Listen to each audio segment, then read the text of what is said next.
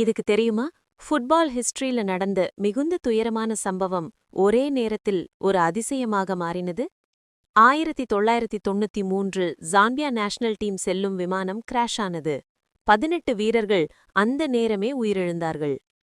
ஒரே ஒருவர்தான் உயிர் தப்பினார், கலூஷா புவாலியா. ஏனெனில் அவர் தனியாக பயணம் செய்தார்.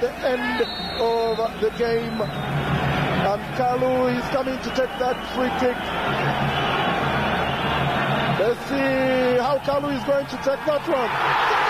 It's a goal! It's a goal! It's a goal! It's a goal! அந்த நேரம் எல்லாருக்கும் தோன்றியது, ஜாம்பியா ஃபுட்பால் முடிஞ்சு போச்சு. ஆனா அவர்கள் கைவிடலை. முழுக்க புதுசா ஒரு டீமை உருவாக்கினாங்க. அனுபவம் இல்லை, பெயர் இல்லை, ஆனா மன உறுதி மட்டும் இருந்தது. அந்த புதிய வீரர்கள் 1994 ஏஎஃப்கன் ஃபைனலுக்கு சென்று உலகத்தையே அதிரை செய்தாங்க.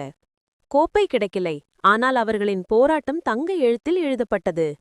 19 வருடங்கள் கழித்து 2012 ஜாம்பியா அதே ஏஎஃப்கன் ட்ரோஃபியை கைப்பற்றியது. அதுவும் என்ன தெரியுமா? அவர்களின் பழைய வீரர்கள் உயிரிழந்த அதே மணலில். கனவு இறக்காது, அதை சுமக்கும் மனிதர்கள்தான் அதனை வாழ வைக்கும்.